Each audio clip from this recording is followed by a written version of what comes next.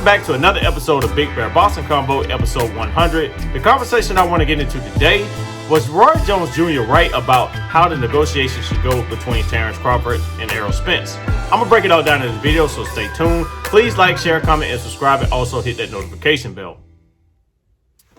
Michael, in order to expedite these negotiations, we are prepared to make you a very generous offer. And we are prepared to reject that offer. Michael, you haven't even heard. Never accept their first offer. What is your second offer? Like I said, I feel like this. And you can't lie before people, but I wish I would have got Terence Crawford. Because I would have got Terence Crawford, and I would say, listen to everybody. This is what we're going to do. We're going to put out one time on it. Here's the deal. If you like it, you take it. If you don't like it, you got to be scared. You got to walk away from the table. The fight has to happen now. You understand me? Same thing I did with Bob Errol and James Tony. When I stepped Bob Errol and said, you got to sign, no, I'm not signing with you again. I'm cool with that. The fuck is that? Shit!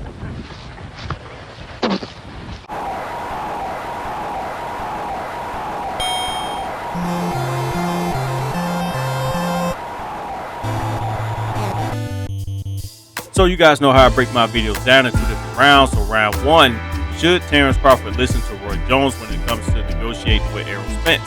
Round two, if Terence Crawford was to actually listen to Roy Jones, would it mess up his legacy? So let's get into round one. So should Terence Crawford actually listen to someone like Roy Jones? I think I would respect Roy Jones and the things that he has accomplished in the sport of boxing. Roy Jones is a true legend of the sport. But I would reach out in other ways. I don't know about so much as leave it or take it type of deal, because I don't think Terence Crawford is in a situation to give Errol Spence a modem, leave it or take it. I don't think he's in a position, because a lot of fans look at the sport of boxing in a totally different manner than what they used to back in the 80s and 90s and early 2000s. Now it's different. It's just so different. I don't think that you can put pressure on somebody like Errol Spence, because he's going to walk away. And you can't just say, well, he's scared or nothing. Errol Spence is definitely not scared. Terence Crawford is not scared. I know they have fans, and the fans go back and forth in wars and stuff like that, but these guys are not scared of each other. But I think that Terence Crawford would be at a detriment, put himself in a detriment, because as far as negotiations, he has to leave room on the table for Errol Spence to have a comeback, or a lot of times when you negotiate in certain things, you don't want to say too much, and you don't want to say too little. You want to kind of give the other guy a chance to, be able to counter offer, and not so much as piss him off to the point to where he's going to be out the door. And I think with Errol Spence, if he actually win against your Dennis UGAS, I think that's going to put Terence Crawford in a totally different situation, because then you're talking 3 belts to 1 belt. But other than that, I would listen to Roy Jones, and I would try to reach out to Floyd Mayweather, because especially Floyd Mayweather, he's one of the best negotiators in the history of the sport of boxing. And I think that, as far as earning a lot of money, I would also reach out to Mike Tyson. He's very smart and brilliant. He made hundreds of $millions in the sport of boxing. So you ask some of those guys, what do you think about this? How should I approach Errol Spence? What's certain things that both of us can actually work on to actually get the fight to actually happen, because those guys have been there.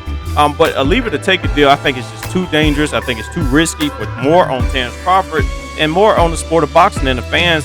I think we'll be missing out on a big history type of fight. But these are one of those type of fights that will always be remembered. It's one of the biggest fights that can happen in the sport of boxing. And I think that it could be up there with Hagler Hearns type of the way that fight has been always remembered. Every time a war goes on, everybody always goes back to Hagler Hearns, and also a couple other fights too. But I think that this fight is very important for the sport of boxing. I do think that hopefully we can get an agreement after your Dennis UGAS versus Errol Spence. I think that's when we're going to be able to really tell and gauge on how bad both of these guys want to fight. But as far as like taking advice from somebody like Roy Jones, I respect Roy Jones. I would be reaching out to him immediately and getting on the phone with a lot of other legends of the sport. But let's get into round two.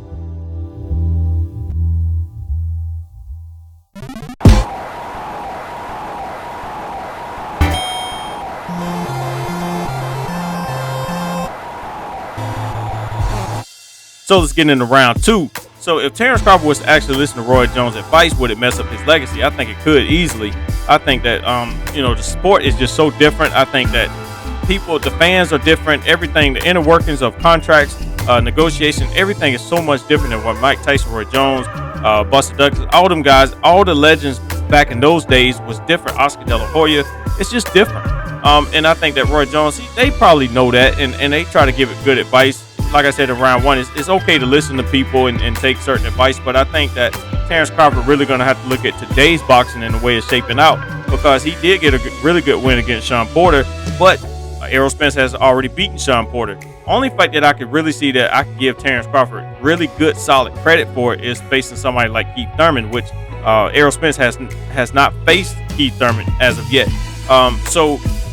But the other thing too, if Errol Spence go in and beat your Dennis UGAS in a good clean fight, knock him out, whatever, win by decision, that's still 3 belts to 1. So that's another part of the negotiations. But I think that what's going to have to happen is these two guys going to have to come together in a private meeting, just them two, and they're going to have to talk about it. They are the 2 biggest stars in the sport of boxing when it comes to the welterweight division, and they are top 5 when it comes to the whole sport of boxing. So people want to see this fight. This is one of the biggest fights that could be made probably in the last 10 years. I think it'd be a tremendous fight. I think it'd be bigger than any other fight that could be made.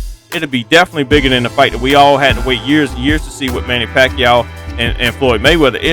I think it crushed that fight. I don't know as far as them making the type of money that that Pacquiao and Floyd Mayweather made, but I think they could do really, really well as far as viewership, merch sales, everything. Everybody the lead up to the fight could be so big.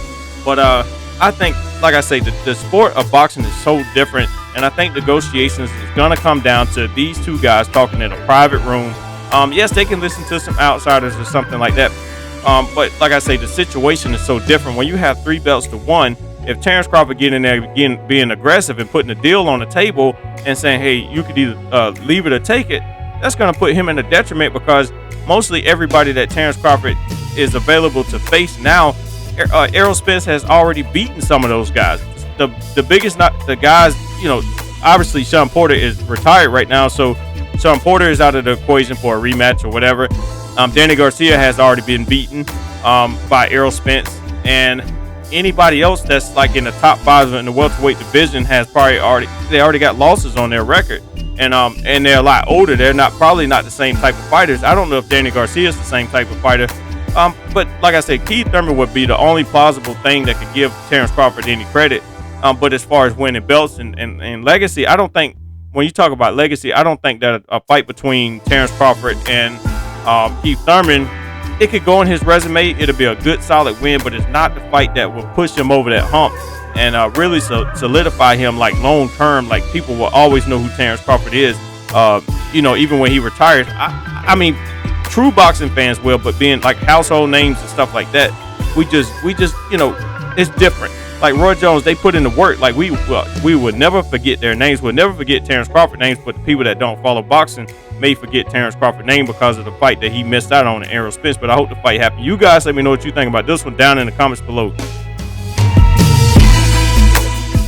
That's going to conclude another episode of Big Bear Boxing Combo, episode 100. You guys let me know what you think about this topic down in the comments below. If you want to see what I'm wearing, shoptachi.com. Follow me on all social media platforms I'm currently on. Links will be down in the descriptions below. I always want to thank you guys for giving me the motivation to give you the best in boxing when it comes to content. Also, please make sure you like, share, comment, and subscribe, and also hit that notification bell. With all that out of the way, thank you guys for tuning in to another episode of Big Bear Boxing Combo.